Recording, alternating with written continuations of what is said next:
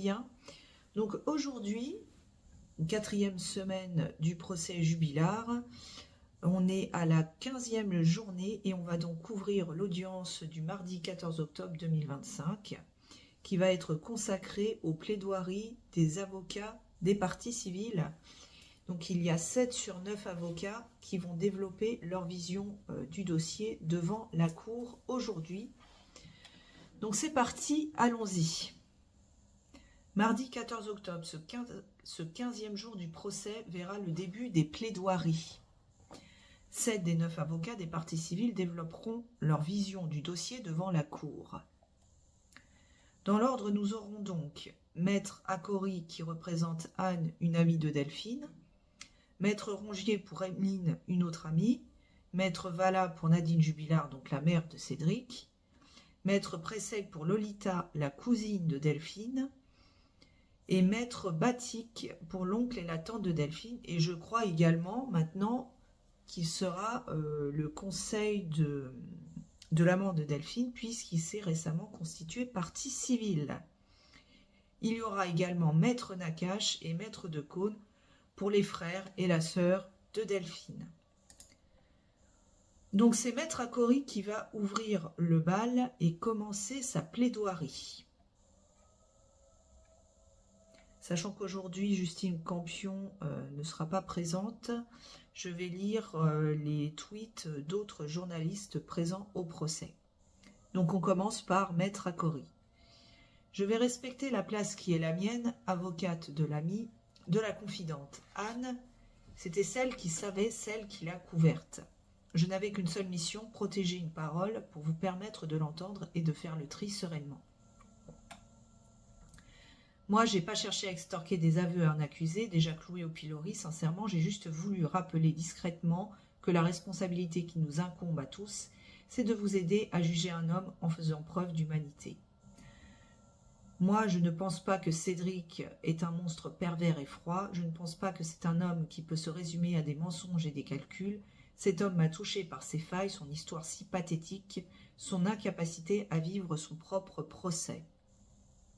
Comme le personnage de Camus dans L'Étranger, cet homme qui est coupable et qui a raté la rencontre avec les jurés, tous les meurtriers sont des hommes avant d'être criminels. Et l'un n'empêche pas l'autre. Elle a quand même une posture vachement stylisée avocat de la défense. Bon. Nous devons regarder le criminel en face et le juger sans haine, sans méchanceté, sans crainte. C'est le sentiment. C'est le serment, que vous avez prêté. Maître Akori, Anne a été la porte d'entrée de Delphine dans la salle d'audience. Les cafés, les enfants, les après-midi au City Park, les confidences sur le confident. Anne, c'est celle qui passe la matinée du 15 décembre avec Delphine, qui voit les premiers pas d'Elia. Anne, c'est celle qui est au procès du huis clos, de l'intimité de Cédric. C'est pourtant celle qui a l'élégance de ne pas se présenter comme la meilleure amie ou de courir les médias. En référence à certaines autres personnes, j'imagine notamment les ex-compagnes de Cédric. C'est la mère de famille qui a été harcelée, jetée à la vindicte du village, menacée par les soi-disant copines de Delphine, pour avoir répondu aux questions posées par les juges. Et aujourd'hui, on va essayer de vous faire croire qu'elle a inventé ce qu'elle raconte.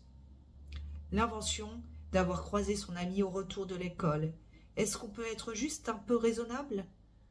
Si elle était la fabulatrice qu'on décrit, pourquoi cette retenue quand on l'interroge ensuite sur Cédric? À vouloir contredire tous les éléments du dossier, on oublie l'essentiel, la vie. Elle revient sur la voiture et le sens dans lequel elle était garée. Savoir où est sa place, la garder. Moi, je ne suis pas le parquet, je ne représente pas la société, ni la famille meurtrie dans sa chair, ni les enfants qui sont maudits. Je suis juste une amie discrète, humble, humaine, qui hier a été exposée à la vindicte du village. Maître Akori, qui demain, quelle que soit votre décision, restera seule, sans Delphine, face à sa peine. Elle est la famille que Delphine avait choisie. À vous de juger l'accusé avec ce qu'il a bien voulu vous donner. Bien trop peu, Anne a éclairé le dossier.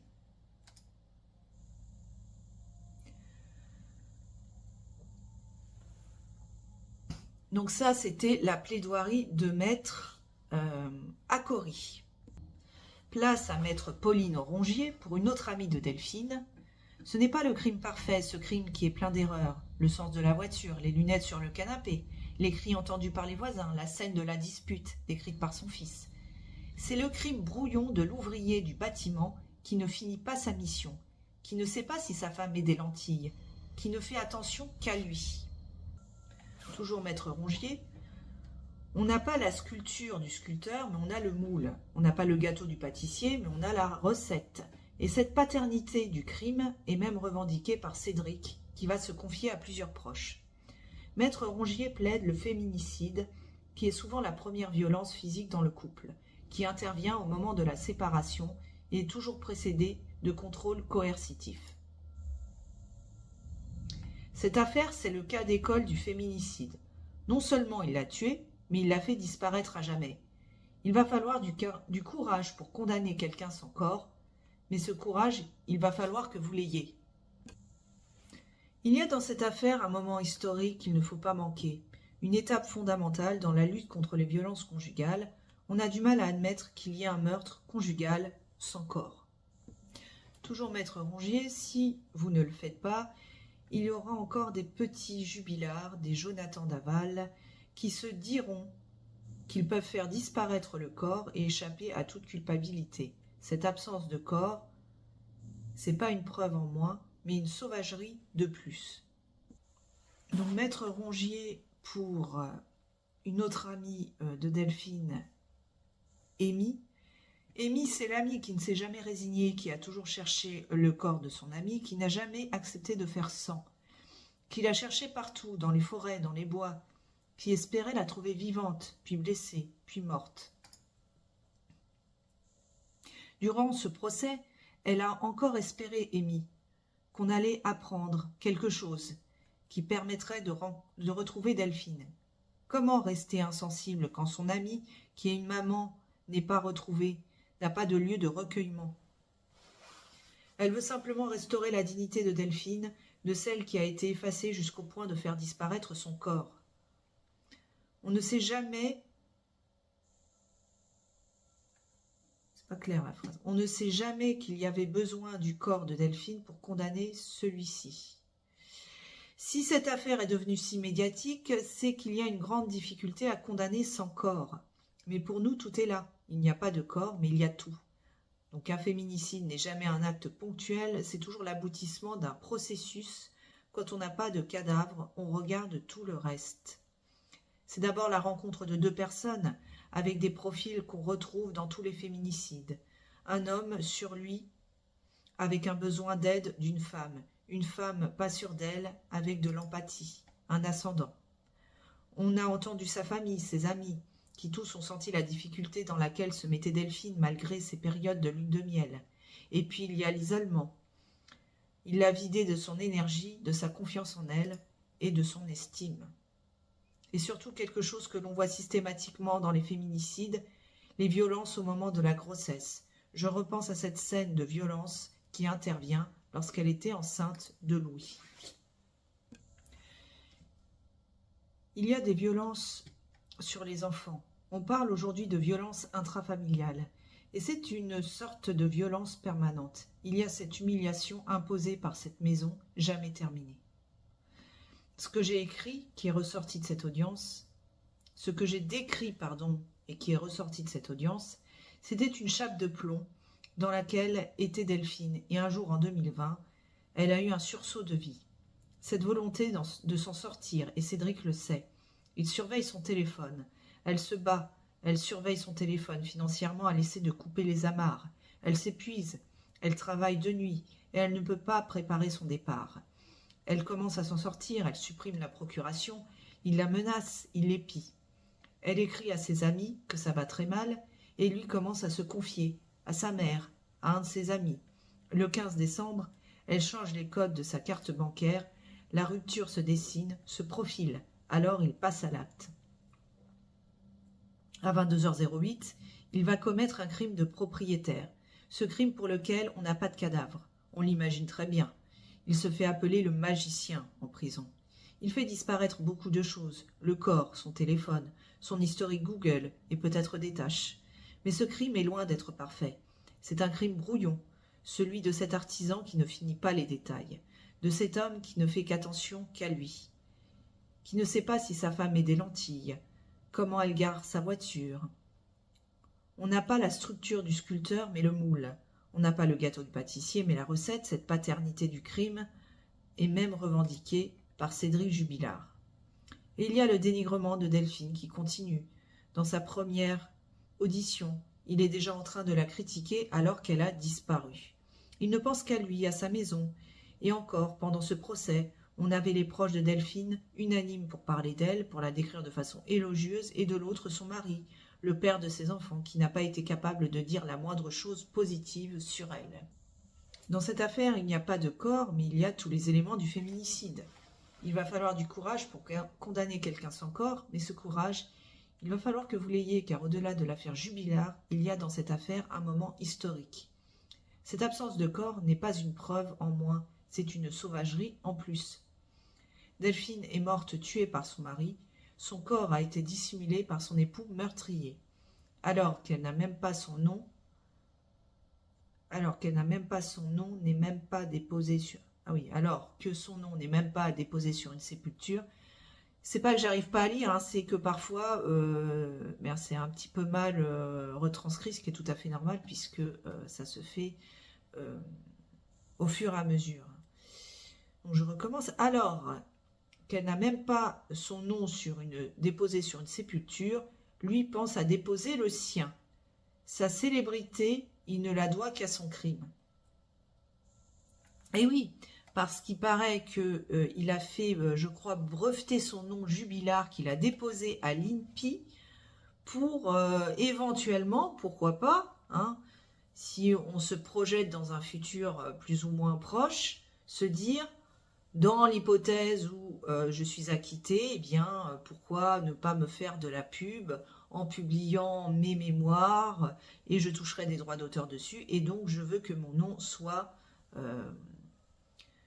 déposé comme une marque, en fait, hein, monétiser en fait son espèce de la gloire qu'il a acquise au cours de ce procès. Maître Géraldine Valla se lève pour plaider. Elle représente la mère de Cédric Jubilard, Nadine. Je sais que sa constitution de partie civile a beaucoup choqué. Elle vous a étonné, elle est sur le banc des victimes, c'est à l'image de sa vie. Nadine est une victime de la vie. Elle a tenté modestement d'apporter sa pierre à l'édifice, elle l'a fait dans une très grande discrétion. Elle s'est occupée des enfants. Maître Valla, elle a raconté à Louis un conte terrifiant sur le départ de sa mère dans la forêt, mais c'était pour combler un vide abyssal. Leur père ne leur a jamais parlé de cette tragédie. La maltraitance, c'est ce fils devenu impulsif avec sa mère, qui n'a pas permis d'instaurer une relation entre Delphine et elle. C'est un rendez-vous manqué.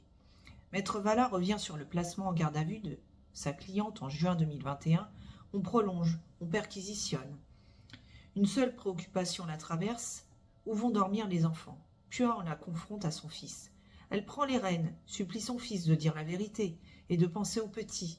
Ces deux préoccupations sont les mêmes qu'aujourd'hui qu'en 2021, la vérité et ses petits-enfants. Maître Valla conclut sur la violence de l'audience pour sa cliente. Elle n'a jamais été une mère abandonnique, mais quelle violence! Comme si être mère de Cédric Jubilard l'a condamnée à être assise sur le banc de la défense. Je crois pouvoir dire, Nadine, que vous avez réussi. On vous a écoutée et comprise dans cette cour. Pour la première fois, la cour vous a permis de couper vos chaînes. Vous étiez une funambule à cette audience. Vous vous êtes enraciné le 8 octobre. Maître Valla, c'est pour Louis et Elia que vous êtes assis sur le banc de la partie civile, aux côtés de la famille Ozaguel. La vertu de cette audience, c'est de réconcilier ces deux mondes. Nadine Fabre n'a rien à gagner dans le procès. Elle ressortira avec un verdict, point de départ d'un renouveau pour elle et les petits. Une nouvelle vie, mais toujours à leur côté. Vous jugerez en votre âme et conscience. À vous de le juger. Donc toujours Maître Valla pour Nadine Jubilard. Donc Maître Valla enchaîne. Je sais que le fait que je sois partie civile a beaucoup choqué, donc ça a déjà été dit. Si je le fais, c'est en tant que grand-mère, je me sens coupable de ne pas avoir été proche de Delphine. Moi aussi, je veux la vérité, quelle qu'elle soit. Ce sont les mots de Nadine Fabre. Elle est sur le banc des victimes, c'est à l'image de sa vie. Que n'a-t-on pas dit à son sujet? Mauvaise mère, mauvaise belle-mère, mauvaise grand-mère, mais elle est restée à sa place, debout. Pas une seule parole de cette audience ne lui a échappé. Elle ne s'est jamais dérobée, elle est tombée enceinte à 16 ans. Elle dormait dans la voiture avec son petit. Elle a dû demander de l'aide à l'assistance sociale. Elle a tenté d'apporter sa pierre à l'édifice. Elle le fait dans une grande discrétion. Le 16 décembre, son fils exige qu'elle monte. Elle s'exécute. Elle ordonne à Cédric d'évacuer les enfants. Elle les protège avec ses mots et ses moyens. Elle explique à Louis un conte terrifiant sur le départ dans la forêt de sa mère, des mots maladroits, mais qui sont là pour combler un vide abyssal. Leur père ne leur a jamais parlé de cette tragédie. Je vais vous parler de la disparition de Delphine, cette jeune femme douce, réservée, aimante, ce petit chat, celle qui est entrée dans sa vie et qui l'a faite grand-mère. Une seule chose est certaine, elle lui a laissé sa plus belle raison de croire au matin, ses petits-enfants. Évidemment qu'elle a besoin de savoir comment sa belle-fille a disparu. Moi, je porte sa voix. C'est une mère défaillante qui a retrouvé la foi en la maternité grâce à ses petits-enfants. Cette phrase, entendue 3 semaines avant sur un parking, elle regrette de ne pas lui avoir donné plus de sens. Nadine est devenue un bloc de culpabilité. Nadine n'a donc rien à gagner dans ce procès contre son propre fils. Elle sortira d'ici avec un verdict, le vôtre, une vérité judiciaire, le point d'un départ d'une nouvelle vie pour elle, pour les petits, et donc à vous de juger. C'est au tour de Maître Pressec de prendre la parole, donc le conseil de Lolita. Presque 5 ans que je suis aux côtés de Lolita. J'aurais beaucoup de choses à vous dire, mais nous sommes nombreux dans cette salle, alors je vais vous dire l'essentiel de ce que j'ai ressenti à cette audience. Lolita, c'est cette fille au foulard rose, la cousine de Delphine, qui ne s'est pas résignée, qui a eu cette rage de chercher, de passer ses week-ends à marcher dans les bois pour chercher les traces de sa cousine disparue. Elle disait être à la fois pleine d'espoir et de terreur en la cherchant. Elle s'est arrêtée l'an dernier de chercher. Il y a un panneau en bas de la maison de Delphine, « Justice et vérité pour Louis et Elia ». Nous y sommes. Cet homme est-il là par hasard, par défaut? Cet homme qui est accusé d'avoir tué sa femme. Qu'avons-nous appris au cours de cette audience? Beaucoup de choses techniques. Nous avons été émus. Nous avons cherché à comprendre. Nous avons vu un défilé de personnes qui sont venues témoigner. On a vu beaucoup de gens cabosser et des gens qui, quand même, avaient fait ce qu'ils pouvaient, qui avaient construit des familles, qui avaient des vies honnêtes. Et on a vu cet homme qui traite sa femme de S-A-L-O-P-E, qui est un mauvais père. Vous avez tous l'image de ce gamin qui arrive chez sa tante, qui à la moindre bêtise s'agenouille comme un condamné à mort. On a un mauvais ouvrier incapable de finir sa maison, mais ça ne fait pas de lui pour autant un criminel. Je vais vous avouer quelque chose. Au tout début, je n'y croyais pas trop à la culpabilité de Cédric Jubilard. Il me faisait pitié. Le costume criminel semblait trop grand pour lui. Je lui trouvais un côté émouvant. Et puis le dossier s'est construit. Au fil des investigations, je me suis rendu compte qu'on pouvait reconnaître que cet homme avait une vie cabossée. Mais ce qui a fait basculer mon sentiment, c'est d'abord la nature de toutes les personnes qui, le lendemain même de la disparition, et dans les mois qui ont suivi, alors qu'il n'est accusé de rien, se sont demandé « Est-ce lui qui a fait ça ?» Nous sommes tous ici à la recherche de vérité et de justice. La vérité passe par l'enquête. En tant qu'avocat, j'ai été assez choqué par la position de Cédric Jubilard de jeter l'opprobre sur une enquête qu'il qualifie de malhonnête. Des enquêtes bâclées, j'en ai vu, mais il y a ici des moyens technologiques et humains inédits. Nous ne sommes pas ici sur une enquête malhonnête. Delphine n'est pas sortie de chez elle vivante ce soir-là. Toutes les investigations étaient inutiles. On aurait pu s'en passer, mais les gendarmes ont posé les choses. Alors, pardon, mais je ne comprends pas quand il dit qu'on aurait pu se passer des investigations des gendarmes. Bah non, en fait. Parce que ça a permis... ça permettait de savoir ce qui s'est réellement passé. Et encore, on ne va pas se mentir, il y a plein de points qui restent pas éclaircis. Et il y a quelqu'un qui fait un petit commentaire, et je suis assez d'accord avec lui. Quelle médiocre plaidoirie. Bon courage, ça sera dégoulinant toute la sainte journée. Et je suis assez d'accord parce que pour l'instant, je trouve que les avocats des parties civiles manquent cruellement d'agressivité envers Cédric. Ils ont pas de plaidoirie percutante, quoi. C'est tout le monde il est beau, tout le monde il est gentil. Delphine a été victime d'un féminicide, ok. Mais je sais pas moi. Je sais pas. Il faut creuser un peu là. Je trouve ça d'une platitude assez sidérante.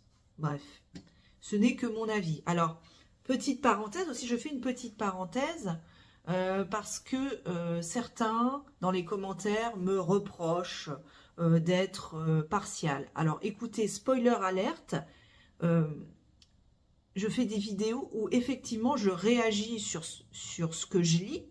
Je peux concevoir que ça ne plaise pas, mais si ça ne plaît pas, personne, je dis bien personne, ne vous oblige, nous oblige à vous infliger le supplice de regarder mes vidéos. Vous pouvez très bien changer de chaîne et aller voir encore mieux, lire vous-même les tweets qui sont postés sur X et qui sont accessibles à tout le monde. Il suffit simplement de savoir lire. Voilà, c'est pas compliqué. Puisque certains me reprochent d'être partial, oui, je réagis sur ce que je lis, sur ce que je vois. Si ça ne plaît pas, eh bien, écoutez, personne ne vous retient sur cette chaîne, il n'y a pas de problème. Et certains aussi, commentaires toujours très agréables, bien évidemment, qui me reprochent de ne pas savoir lire, et que j'aurai le niveau d'un CM1 et que je serai un petit peu rabougri du bulbe, eh bien écoutez, on n'est jamais aussi bien servi que par soi-même. Plutôt que déverser votre haine, le nez planqué derrière votre écran en mode anonyme, d'ailleurs vous n'êtes pas si anonyme que ça, je veux dire on vous retrouve facilement sur vos adresses IP, au cas où vous ne seriez pas au courant. Je vous conseille, je vous suggère de lire vous-même, encore une fois, les tweets qui sont postés sur Twitter. C'est pas compliqué, il suffit simplement de savoir lire. Voilà. Personne ne vous oblige, je ne vous mets pas le couteau sous la gorge pour écouter les vidéos.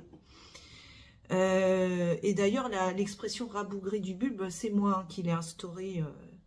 Je crois je l'emploie parfois, donc c'est pas la peine d'aller me chercher des phrases que j'ai moi-même employées, sinon je vais demander des droits d'auteur. Voilà, donc parenthèse refermée. Donc je reprends, je m'étais arrêtée, toujours sur la plaidoirie de Maître Pressec. Je n'ai jamais vu, moi, une enquête criminelle complète. C'est une jungle, mais à un moment donné, on se dit qu'on a trouvé un faisceau d'indices suffisant pour envoyer un homme devant la cour d'assises. Il y a assez de choses. Donc là, en plaidant ça, il se base sur le fait qu'il y aurait, comme c'est le cas, suffisamment d'indices graves et concordants qui justifient notamment le placement en détention provisoire de Cédric Jubilard et le fait qu'il soit aujourd'hui sur le banc des accusés. Donc l'avocat poursuit. J'ai été convaincu de la culpabilité de Cédric Jubilard le jour où j'ai assisté à la reconstitution. Mentir devant le juge d'instruction, c'était facile, mais face à la réalité, ça ne collait pas. On a reconstitué cette voiture qui change de sens. Vous avez entendu ce voisin qui n'a jamais varié à ce sujet. Il dit être sûr car il dit avoir vu les sièges auto. À la reconstitution, on ne voit que ça. Les lunettes, ce dont vous pouvez être certain, c'est qu'elle les portait. Son fils le dit, ses amis le disent. Quand on reconstitue le mensonge de Cédric Jubilard, on ne peut plus les porter. La branche ne tient plus. Et d'ailleurs, petit aparté, pour ceux qui sont très myopes, c'est pas mon cas, mais j'en connais. En général, ceux qui sont très myopes et qui portent des lentilles, ils les portent la journée. Le soir, ils rentrent chez eux, ils prennent leur douche, ils enlèvent leurs lentilles et qu'est-ce qu'ils font? Ils mettent leurs lunettes. Donc quand Cédric prétend ne pas savoir quelles étaient les habitudes de sa femme avec qui il a vécu 15 ans, ne pas savoir si le soir elle préférait enlever ses lentilles et porter ses lunettes, ça paraît complètement aberrant, je trouve, à titre personnel.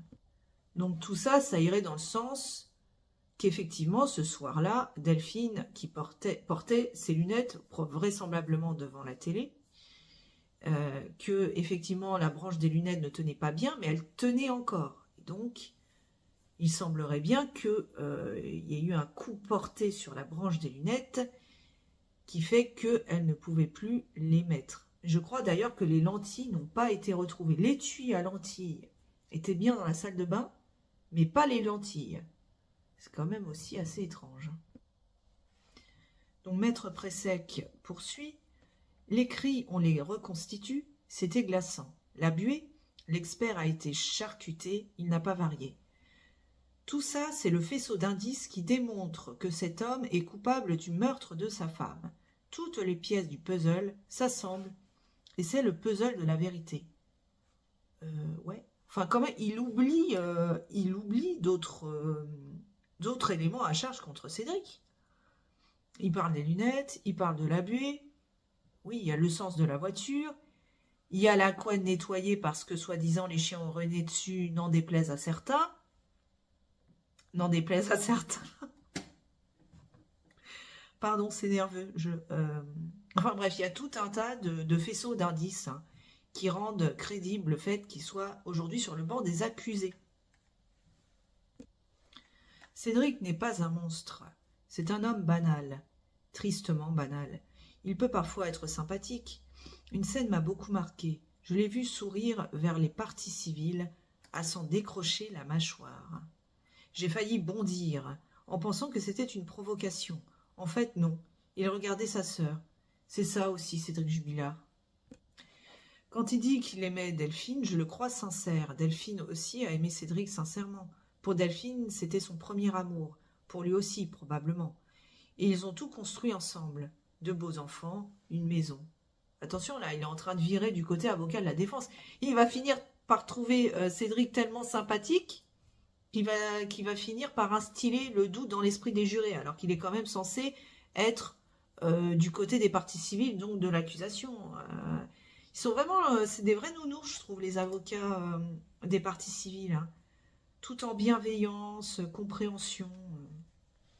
Ça me sidère un petit peu, honnêtement. Donc il poursuit. Évidemment qu'elle gardera une place dans son cœur. Une fois qu'on a dit ça, il faut savoir le rôle de chacun. Mon rôle d'avocat de partie civile est simple et sacré. Je dois porter la voix de ceux qui n'en ont pas ou plus. Je dois déposer pour mes clients, mais aussi pour celle qui n'est pas là, qui n'a plus de voix, Delphine. Le mensonge a englouti Delphine et j'espère qu'on fera en sorte ensemble de faire ressortir la vérité. Ma cliente Elisabeth n'est pas la maman de Delphine, mais un lien fort s'est été noué entre elles. Des messages quotidiens, c'est ça la relation qu'elle avait avec Delphine. Donc j'imagine qu'Elisabeth, c'est la cousine dite Lolita, je suis pas sûre. Mais... Et Didier qui vous répond affirmatif. Ce tonton est moins dans l'émotion.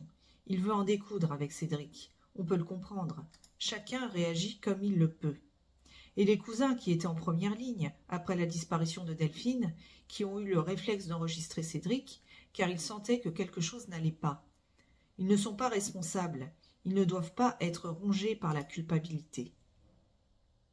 On a parlé de vérité, de mensonge. Dans quelques jours, vous devrez décider s'il est coupable ou innocent. Moi, j'ai beaucoup réfléchi. Cédric Jubilard est un menteur, mais comment vous en convaincre ? À mon sens, 2 théories s'opposent. Soit il s'est passé quelque chose dans la maison entre Cédric et Delphine, soit il ne s'est rien passé entre eux. Donc là, je crois, parce que ce n'est pas spécifié dans les tweets de ce journaliste, mais je crois qu'on a changé d'avocat et on est passé à Maître Batik. Donc avocat de l'oncle et la tante de Delphine. Donc j'imagine que Elisabeth, c'est la tante de Delphine. Sauf que ce n'était pas spécifié que c'était un autre avocat qui prenait la parole. Dans les cas de féminicide, vous pouvez convoquer le rôdeur, l'enlèvement, mais la réalité est banale. En France, dans les cas de féminicide, l'endroit le plus dangereux est la cuisine, le salon, la chambre à coucher. Je veux vous sensibiliser sur de fausses croyances. Le viol, par exemple, on pense que c'est dans la cave, à minuit et demi, une femme tirée dans un parking. Ce n'est pas ça, dans 90% des cas, c'est le tonton, le frère, le papa. Toujours maître Batik, c'est pour ça que Cédric veut vous traîner de force en dehors de chez lui. Il vous dit de regarder du côté de l'amant. Si ce n'est l'amant, c'est donc sa femme. Ça ne tient pas. Allez sur la piste du rôdeur. Maître Batik ironise. Ah, il faut que Delphine soit sortie. Alors les chiens. Delphine, elle adore sortir les chiens la nuit, dans le noir, sans activer sa lampe torche. C'est vraiment sa passion, en pyjama, sans lunettes. C'est sa passion. Voilà, elle est dehors. La piste du rôdeur tient la route. Il y a 30 personnes qui disent qu'elles sortaient pas les chiens.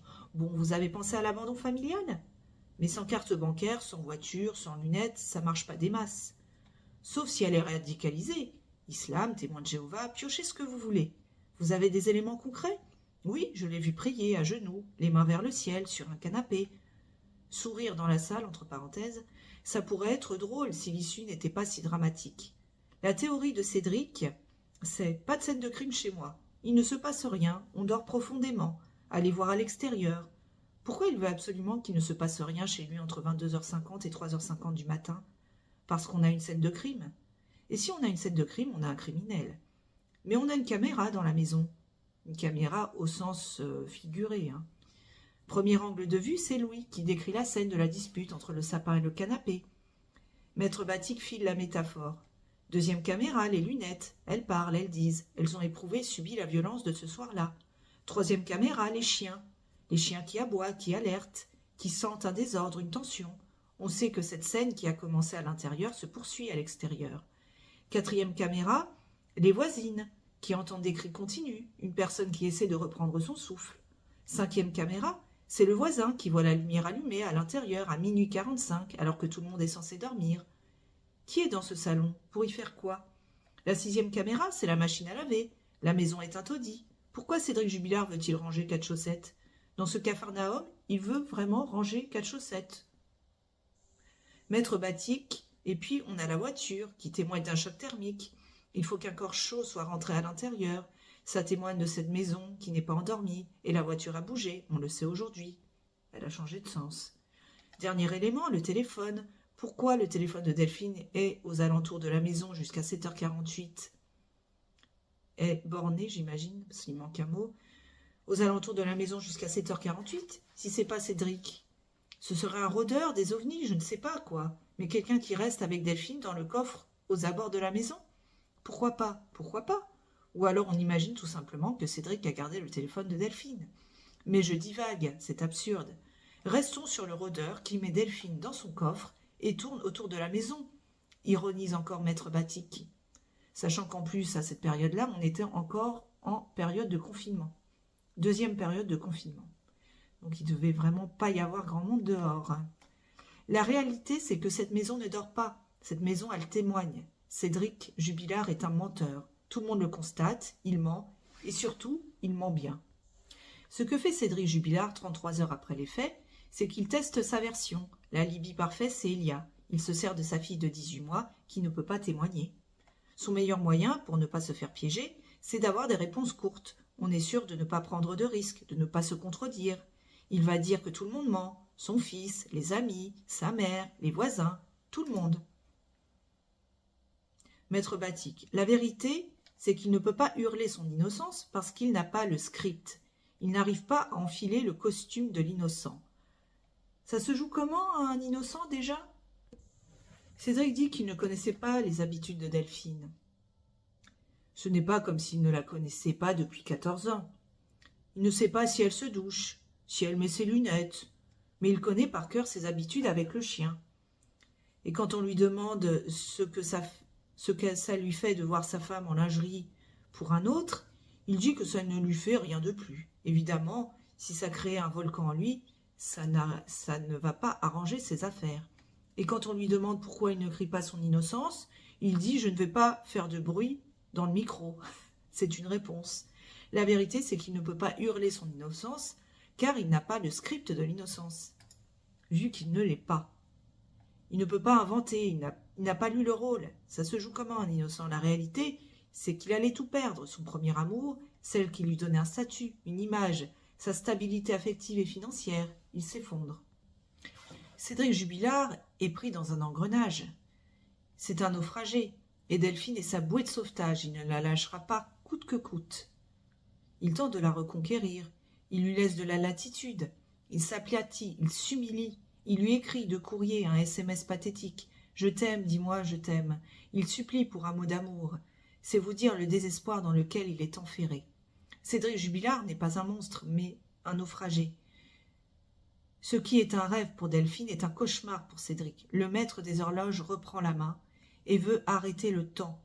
Il saisit Delphine par le cou, avec son bras droit, il l'étrangle. Ça correspond à ce que dit Jennifer, les voisines, à la trace constatée par le médecin, et Delphine meurt le 15 décembre.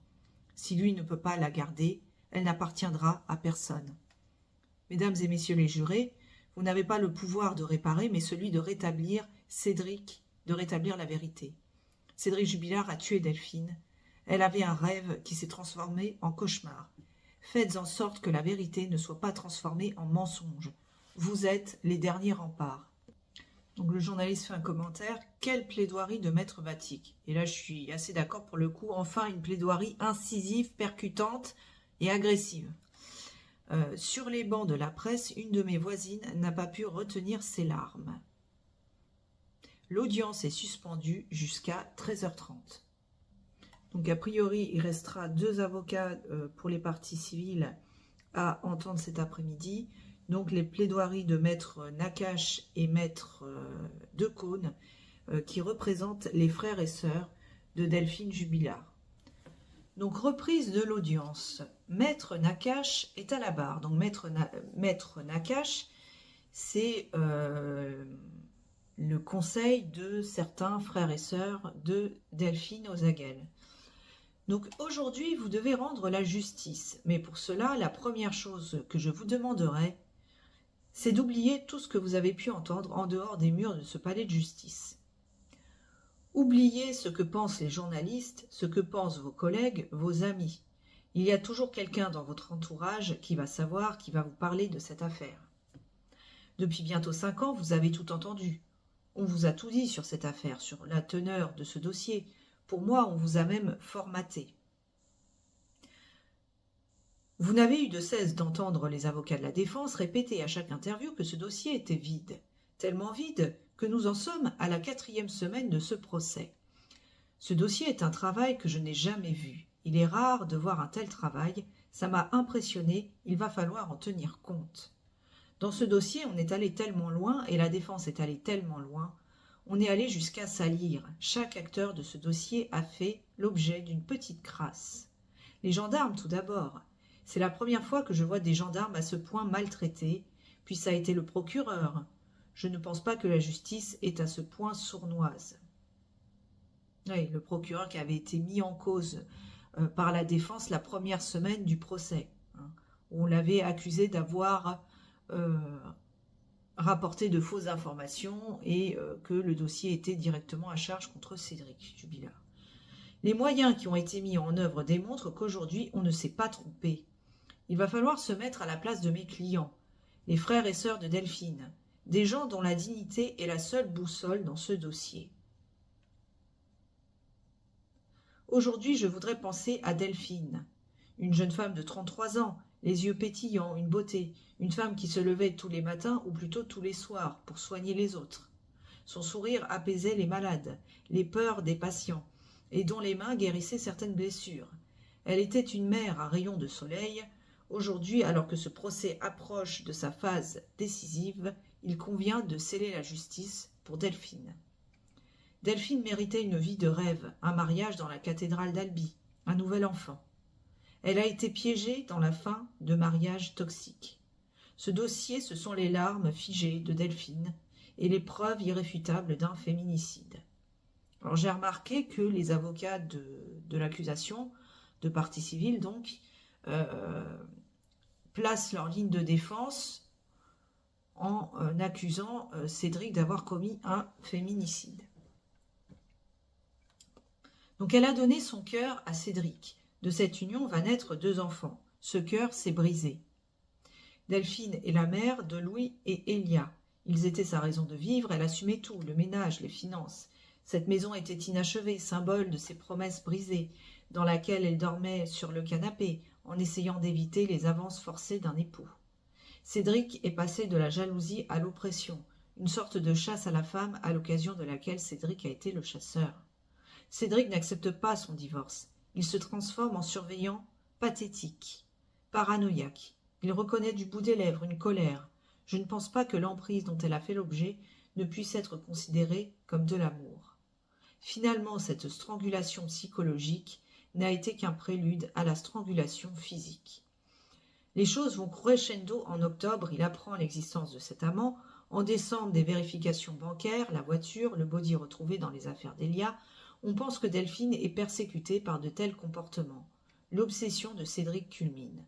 Il était sûr à 200% qu'elle avait un amant. Lors de cette nuit tragique, l'ensemble des éléments du dossier démontrent l'existence d'un huis clos dans le cadre duquel elle va disparaître. Je pense que Delphine n'est jamais sortie de son domicile. On ne peut pas parler de sortie pour aller voir les étoiles. Son téléphone démontre que celle-ci n'a pas bougé. Cédric la surprend et la grille. Les voisins entendent les cris. Les enfants, les violences. Les éléments matériels parlent aussi. Les lunettes retrouvées en 2 parties vont démontrer la scène. Qu'à un moment donné, il y a eu violence. Ces éléments à l'intérieur de la maison vont être corroborés par ce que l'on trouve dehors. La voiture du couple a été utilisée, c'est une certitude. Et Cédric a utilisé son véhicule. Il le gare dans le sens dont il a l'habitude. Il ouvre la fenêtre pour fumer comme d'habitude. Contrairement à ce qu'il dit, Cédric n'a pas commis le crime parfait. Il oublie, il se trompe, il fait des erreurs. Et ces menaces qu'il va proférer sont révélatrices d'une chose, c'est que les mots tuent. Ces mots résonnent comme un cri d'alarme. Dans ce dossier, nous avons une mère qui n'accepte pas d'avoir un fils meurtrier, alors elle va le dire. Je n'ai jamais entendu une mère dire, quand elle se trouve dans une telle situation, la vérité. Je n'ai jamais vu une mère qui ne ment pas pour son fils. C'est là que l'on se rend compte de la force de cette femme. Elle ne se sent pas la force de laisser son fils être un meurtrier. Et ces menaces vont être réitérées. Et on va salir. On va continuer à salir. Comme Jennifer Cahuzac, qui est donc la dernière petite amie, entre guillemets, en date de Cédric Jubilard, qui a recueilli ses confidences au parloir. Qu'est-ce qu'elle a à gagner? Elle va simplement expliquer ce que lui a dit son amoureux du moment. Malgré tout, Cédric a bien appris sa leçon. Il va chanter à tout le monde la même chanson. Et quand on arrive au moment de s'expliquer, il ne sait plus, il tâtonne. Tout le monde ment. On se demandera pourquoi, le 24 décembre, il va mentir aux gendarmes. Il va expliquer qu'il ne surveillait pas sa femme, qu'il ne connaissait pas son amant. Alors, petite parenthèse, je remarque quand même que je remarque que les ex-compagnes Séverine et Jennifer, qui ont voulu se constituer partie civile, ont vu leur demande rejetée et donc ne sont entendues que comme simples témoins. Donc, toujours maître Nakache. Quand on est innocent, monsieur Jubilard, on répond, on réfléchit, on fait preuve d'une grande transparence. Et quand on ne sait pas, on se tait. Aujourd'hui, je pense que Delphine mérite que son absence hurle la justice. Cette justice pour Delphine, c'est comme un cri du cœur de ses frères et sœurs. Je ne comprends pas votre position et votre défense. Il aurait pu s'expliquer et reconnaître les faits, mais il a préféré le silence. Il avait tous les ingrédients pour nous expliquer le crime passion. Oui, enfin, le crime passion, attention, parce que le crime passionnel, qui avait été reconnu, je crois, jusque dans les années 90, pouvait constituer une circonstance atténuante pour un homme qui tuait sa femme par jalousie ou parce qu'elle avait une relation adultère. Maintenant, ça n'existe plus. Hein. Attention. Il avait tout vécu, surtout la douleur d'un homme qui souffre de voir sa femme partir avec un autre homme. Je peux comprendre qu'on ait du mal, je peux même comprendre qu'on ait tué sa femme. Ah ouais, carrément. Il n'avait pas les bagages, il n'était pas préparé, il avait une enfance cabossée et douloureuse. Vous savez, Cédric, il vous reste encore un peu de temps. À la fin de cette audience, vous aurez la parole, en dernier. Cette parole peut être l'occasion de vous libérer de ce poids. Allez, vas-y, à vous, à vous, à vous, donne les aveux, donne. Mais non, il ne donnera pas, il ne va jamais flancher, ça c'est sûr et certain. Bref.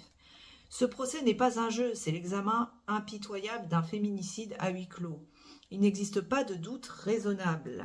Cédric Jubilard est l'auteur du meurtre de Delphine. Je plaide pour une reconnaissance des faits pour les frères et sœurs de Delphine et aussi pour Louis et Elia. Je vous demande donc de condamner pour que Delphine repose enfin en paix. Ouais, et puis accessoirement pour qu'elle ait une sépulture décente et qu'on puisse retrouver son corps. Mais malheureusement, je n'y crois pas. Je crois que ça va être compliqué. Donc c'est maintenant au tour de Maître Decaune de plaider. Donc c'est l'avocat des 3 frères et sœurs de Delphine. Quand il y a des morts, il y a des tombes. On peut se réunir autour d'une tombe. On peut parler d'amour, échanger, parfois même dialoguer avec les morts. C'est ce que faisait Victor Hugo, Maître Decaune. Mais l'absence, c'est encore quelque chose de différent. La Fontaine disait que c'est le plus grand des maux. C'est une variété particulière de douleur, c'est une plaie vive sur laquelle chaque jour, au goutte à goutte, l'acide se déverse. Il est très poétique, Maître Decaune, dis donc. Hein. L'absence est cette douleur particulière qui ne finit pas. C'est une douleur cancéreuse, sans anesthésie, sans morphine, sans soins palliatifs. Il faut vivre avec. Et c'est ce que font Stéphanie, Sébastien et Mathieu. C'est une mort sans les attributs de la mort, mais c'est une mort évidente, et c'est la mort d'une personne hors du commun. Il ne s'agit pas de faire de Delphine une sainte, mais c'était un ange, une personne entièrement tournée vers les autres. C'était la pudeur, la discrétion, la gentillesse, elle vivait pour les autres. Elle vivait pour ses enfants, elle s'en occupait terriblement, a dit un témoin, mais elle s'occupait terriblement de tout le monde. Elle était à la disposition de ceux qui pourraient avoir besoin d'elle. Toujours dans la discrétion, dans le discours vers autrui, et jamais dans la plainte. Pourquoi a-t-il fallu que cet ange rencontre une personnalité comme Cédric Jubilard? C'est l'exacte antithèse. Il est obscur, à moitié honnête, à moitié malhonnête, joueur, fumeur, intoxiqué par les jeux, par le visionnage du PORNO, et surtout, il est indifférent à tout ce qui n'est pas son propre plaisir.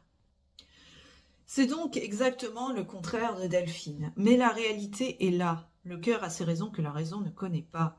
Elle l'a aimé avec sincérité et enthousiasme.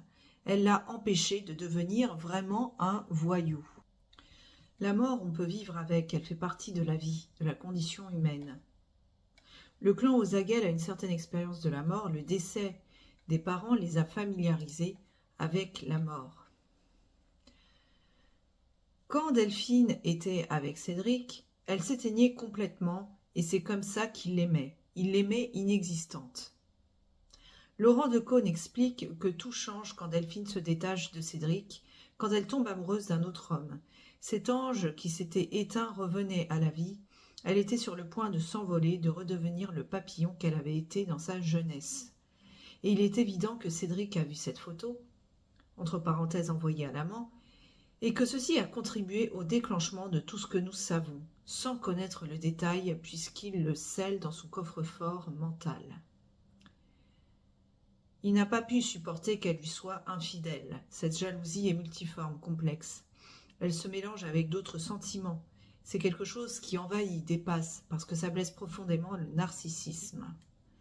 La famille Ozaguel a suivi l'enquête, l'instruction et le procès avec constance, dignité, respect, concentration. Ils sont là depuis le début. Ils ont suivi toutes les audiences de la chambre de l'instruction. Ils ont assisté à une sorte de théâtre judiciaire.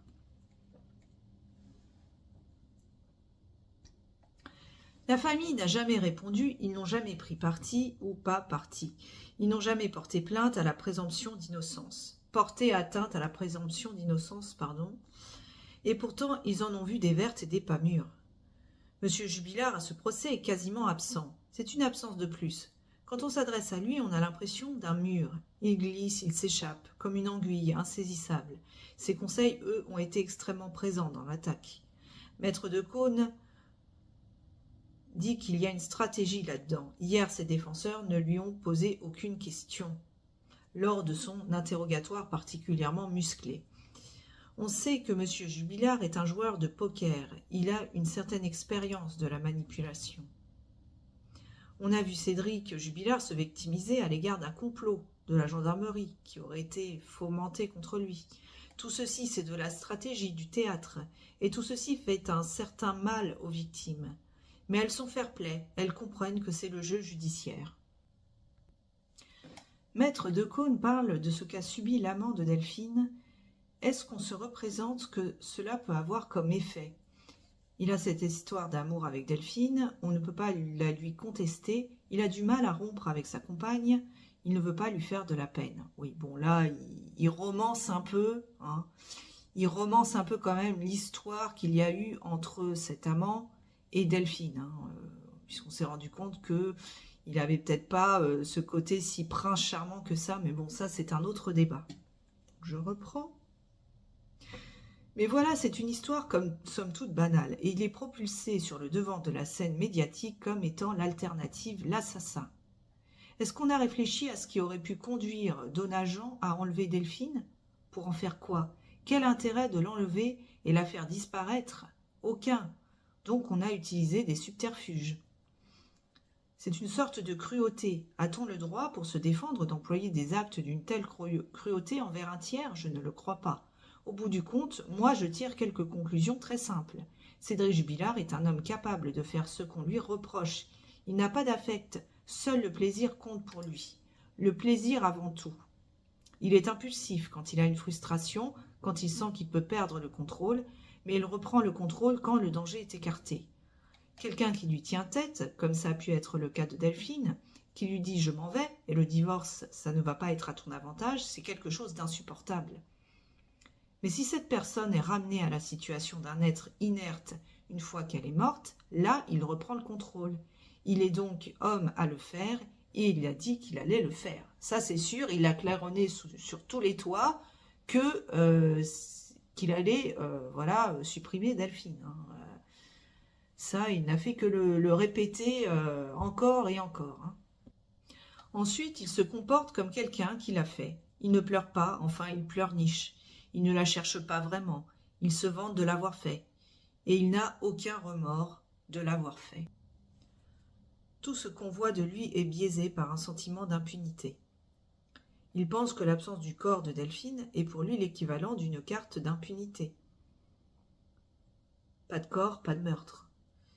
Et là, il a un avantage, il est convaincu qu'on ne retrouvera pas Delphine, et il pense que cet atout sera décisif. Donc je continue. Tout ce qu'on voit de lui est biaisé par un sentiment d'impunité. Il pense que l'absence du corps de Delphine est pour lui l'équivalent d'une carte d'impunité, donc ça j'ai déjà dit précédemment, pardon. C'est un crime sans corps, sans scène de crime, sans aveu. Mais on sait bien que l'aveu n'est pas une preuve, on s'en passe très bien.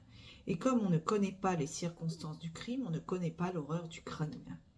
Ce qui s'est passé, c'est peut-être épouvantable, mais on ne le saura pas. Il nous laisse dans cette incertitude-là. On a fait référence à l'affaire Viguier, le schéma est simpliste si on le rapproche de manière simpliste d'une autre. Une femme disparaît, c'est pas la première. Ne vous laissez pas embarquer là-dedans, le dossier n'a rien à voir. La violence, on sait que Cédric Jubilard l'a en lui.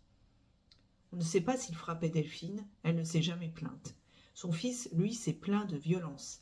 La petite Elia était aussi victime d'un détachement à son égard. Et la violence était verbale, il l'a traitée de tous les noms. La violence est indiscutable. Maître Decaune cite Solzhenitsyn. Je ne connais pas. La violence trouve son seul refuge dans le mensonge et le mensonge son seul soutien dans la violence. Tout homme qui a choisi la violence comme moyen doit inexorablement sortir le mensonge comme règle. Monsieur Jubilard est un homme totalitaire, c'est un dictateur. Il règne sans partage. Soit on lui est soumis, soit on lui est opposé, ou étranger. Alors Delphine, cette infirmière au grand cœur, qui repose en terre ignorée, nous voudrions lui porter quelques fleurs. Maître Decaune conclut. Ici tout est malheur. La mort de Delphine est un malheur. La culpabilité de Cédric est un malheur. La décision que vous rendrez ne sera pas un bonheur pour qui que ce soit, mais vous aurez fait votre devoir. Donc je reviens un peu en arrière dans la plaidoirie de Maître Decaune. Il y a quelques phrases à rajouter.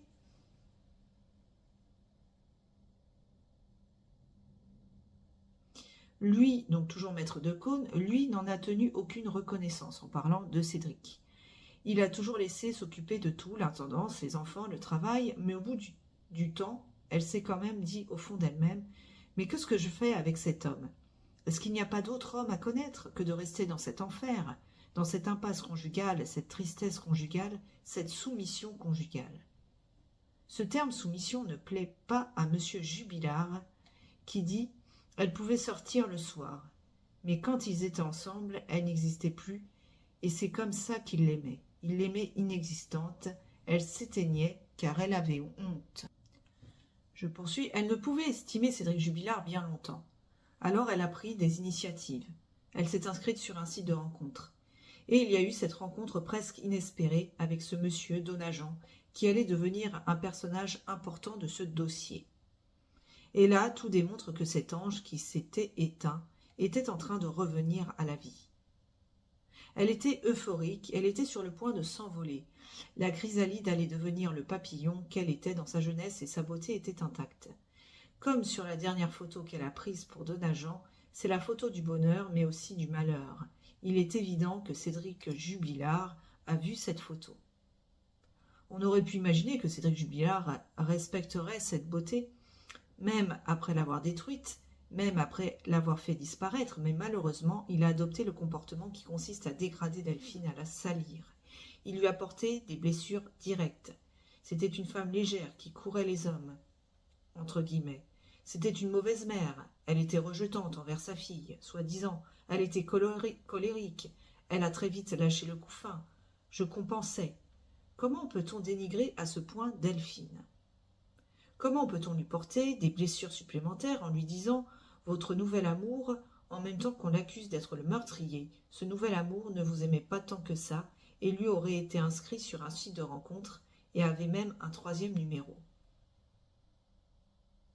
Quoi ? Comment peut-on lui porter des blessures supplémentaires en lui disant « Votre nouvel amour », en même temps qu'on l'accuse d'être meurtrier ? Ah oui, il aurait eu un 3e numéro, ok ? À quoi bon cela? Quelle cruauté! On peut faire mal à Delphine au-delà de sa mort. C'est un coup posthume.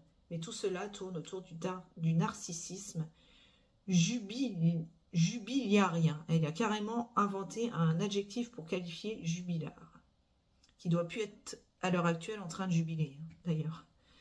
Quand il dit à l'envie « Je suis le plus grand cocu de France », que peut-on tirer de ce statut autoproclamé peu enviable et extravagant, que Delphine était la plus grande adultère de France?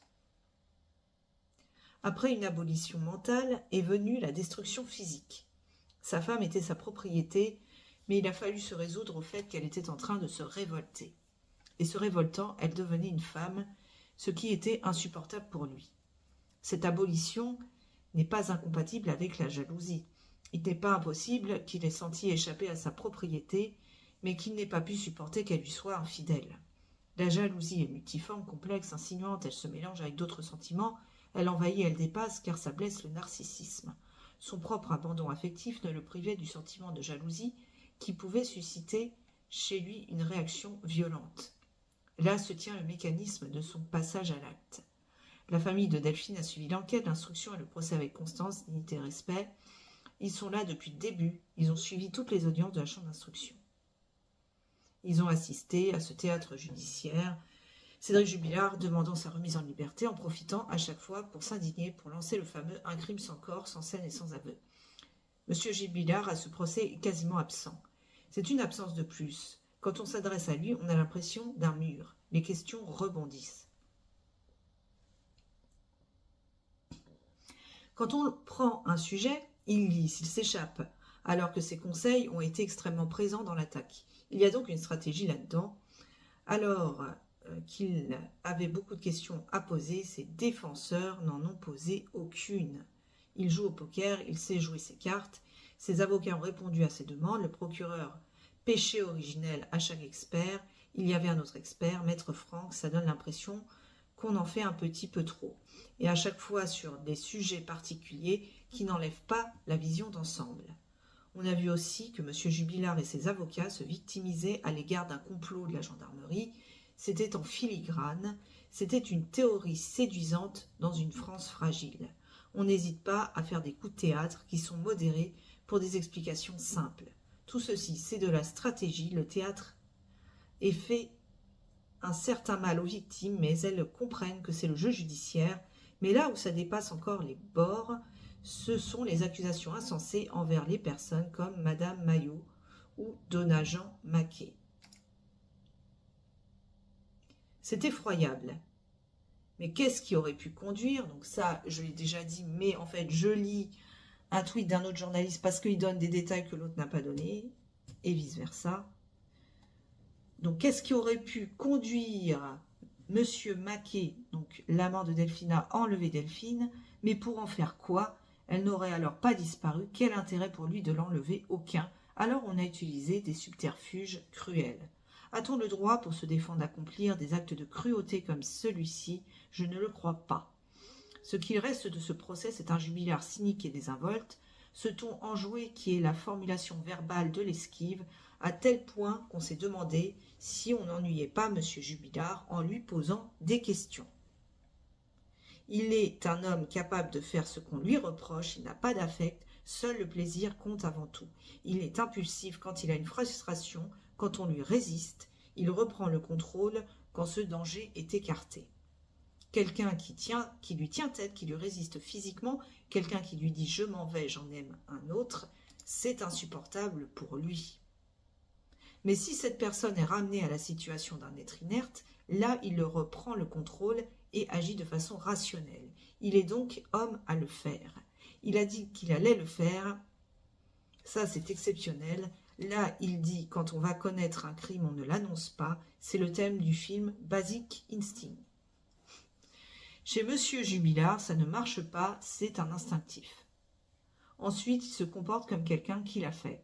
Il ne pleure pas, il pleurniche. Mais il pleurniche sur lui. Il ne la cherche pas vraiment. Il n'a pas d'inquiétude palpable et n'a mené aucune réflexion presque 5 ans plus tard. Tout ce qu'on voit de lui est biaisé par un sentiment d'impunité. Il croit à son impunité car on n'a pas de corps. Il pense que l'absence de corps est l'équivalent d'une cape d'immunité. Et là, sur nous, il a un avantage. Il est persuadé qu'on ne retrouvera pas Delphine et que cet atout sera décisif. Les journalistes qu'il a rencontrés ont dû le conforter là-dedans. Pas d'aveu.